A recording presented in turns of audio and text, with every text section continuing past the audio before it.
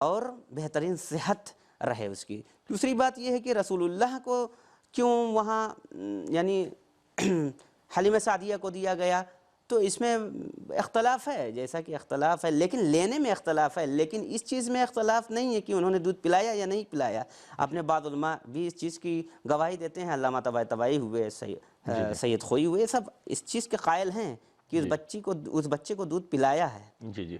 بہت شکریہ۔ اجازت دیجیے یہاں پر ایک وقفہ لیتے ہیں، انشاءاللہ اس کے بعد حاضر ہوتے ہیں۔ ناظرین، ہماری گفتگو چل رہی ہے نبی اکرم صلی اللہ علیہ وسلم کی ولادت کے واقعات کے حوالے سے۔ انشاءاللہ پروگرام اسی طرح آگے بڑھے گا۔ ملتے ہیں مختصر سے وقفے کے بعد۔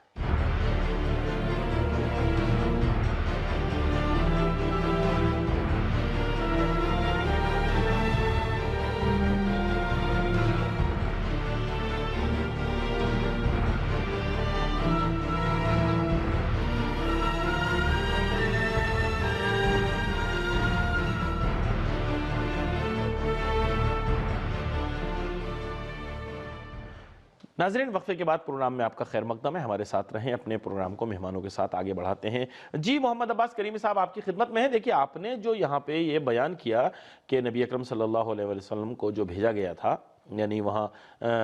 مکے سے باہر بھیجا گیا تھا، اس فضا سے دور رکھنا چاہتے تھے، اور اس کے ذیل میں آپ نے کچھ اس کے اغراض اور مقاصد بھی بیان کیے، تو اس سے پھر بہت سی مشکلات کھڑی ہوتی ہیں۔ مثلا آپ نے کہا کہ ان کو تربیت کے لیے وہاں پہ بھیجا گیا تھا، یا وہاں عربی سیکھنے کے لیے مثلا بھیجا گیا تھا، تو ہمارے عقیدتی نقطہ نگاہ سے بہت سے سوالات یہاں پہ کھڑے ہوتے ہیں کہ نبی تو نبی ہے، اس کو نبی بنا کے بھیجتا ہے، وہ کہیں کسی کے سامنے زانو ادب طے نہیں کرتے، کسی کے سامنے جو ہے وہ درس حاصل کرنے کے لیے نہیں جاتے، اور یہاں پہ آپ یہ کہہ رہے ہیں کہ وہ گئے ہیں وہاں پہ عربی حاصل کرنے کے لیے یا تربیت کے لیے۔ تو جن کی تربیت ان کی مادر گرامی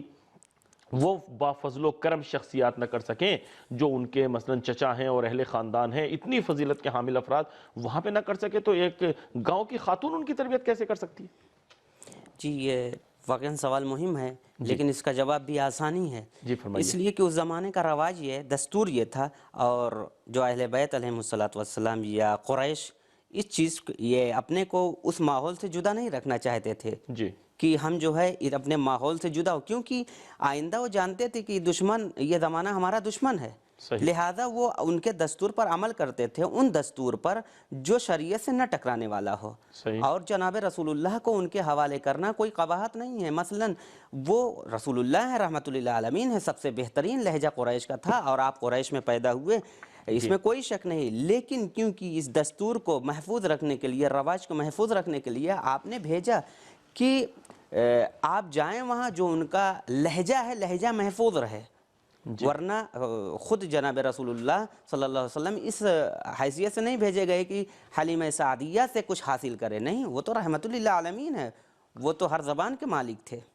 قبلہ دیکھیے، ایک چیز نبی اکرم صلی اللہ علیہ وسلم نے خود فرمایا ہے، آپ کا ایک ارشاد گرامی ہے کہ انی افصح من نطق بالضاد، جی جی، کہ جو ذات کا تلفظ کر سکتے ہیں، یعنی عرب زبان ہے، ان میں بھی سب سے زیادہ فصیح میں ہوں۔ جی ٹھیک ہے، تو پھر جو سب سے زیادہ فصیح ہے، یعنی پوری کائنات میں فصیح ہے، چونکہ عربوں کے علاوہ کوئی کر ہی نہیں سکتا صحیح، اس حرف کا تلفظ، تو ان میں بھی جو سب سے زیادہ فصیح ہے، اسے کیا ضرورت ہے کسی خاتون کے پاس جانے کی کہ وہ وہاں جانے کے بعد ان سے لہجہ وہ سیکھیں، یا مثلا وہاں جا کے لہجے کو محفوظ رکھیں۔ جی، ہم نے یہ عرض نہیں کیا کہ رسول اللہ کو اس غرض کے لیے بھیجا گیا، ہم نے یہ نہیں کہا، ہم نے کہا اس زمانے کا فلسفہ یہ تھا کہ لوگ اپنے اپنے بچوں کو اس لیے بادیہ نشی کے حوالے کیا جاتا تھا، اور رسول اللہ کو صرف رواج کو ترسیم دینے کے لیے، رواج کو ادا کرنے کے لیے رسول اللہ کو حوالے کیا گیا تھا، ورنہ افصح من کل عرب تھے، آپ سب سے فصیح تھے، بے شک، اور اس میں کوئی شک نہیں، صرف ان کے دستور اور قانون پر عمل کرنے کے لیے، کیونکہ ایسا کرنا شریعت کے خلاف نہیں تھا، لہذا رسول اللہ کو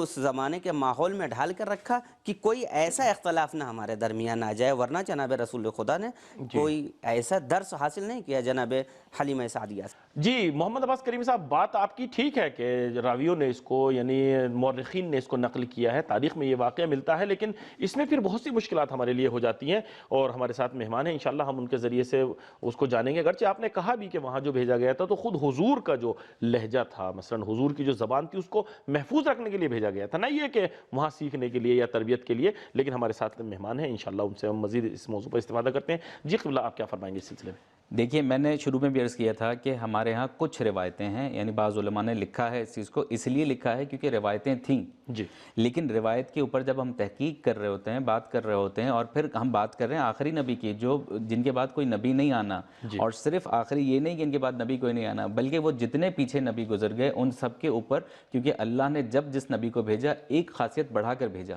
تو جو سب سے آخر میں آتے ہیں اور پھر سید الانبیاء ہیں، تو پھر ان کی خاصیات پھر سب سے زیادہ ہوں گی، ان کی خصوصیات سب سے زیادہ ہوں گی۔ اب اگر یہ دیکھا جائے کہ نبی کسی اور عورت کے پاس جاتے ہیں، ٹھیک ہے ان کا مذہب کیا تھا اس سے بحث نہیں ہے، وہ کیا تھی اس سے بھی بحث نہیں ہے، لیکن اگر یہ دیکھا جائے کہ ہم نبی کی بات کر رہے ہیں اور وہاں کا ماحول ایسا تھا، جیسا میں نے خود بھی اپنی گفتگو میں کہا اور آپ کے مہمان نے بھی کہا کہ ماحول ایسا تھا کہ بچوں کو دیا جاتا تھا، لیکن ہم سید الانبیاء کی بات کر رہے ہیں، اور پھر آپ نے فرمایا کہ وہاں جسمانی اثرات سے بچنے کے لیے، آب و ہوا سے بچنے کے لیے وہاں بھیجا گیا، تو یہ بات خود نبی کے حوالے سے سمجھ میں آنے والی نہیں ہے۔ پھر اور آگے چلے جائیں کہ زبان محفوظ رہ جائے، لہجہ محفوظ رہ جائے، اگرچہ یقیناً ان کی مراد یہ نہیں ہوگی کہ کچھ سیکھنے پڑھنے گئے تھے، سیکھنے پڑھنے تو نہیں گئے تھے، لیکن جب اگر لہجہ محفوظ رکھنا ہے تو نبی جس گھر میں رہتے تھے،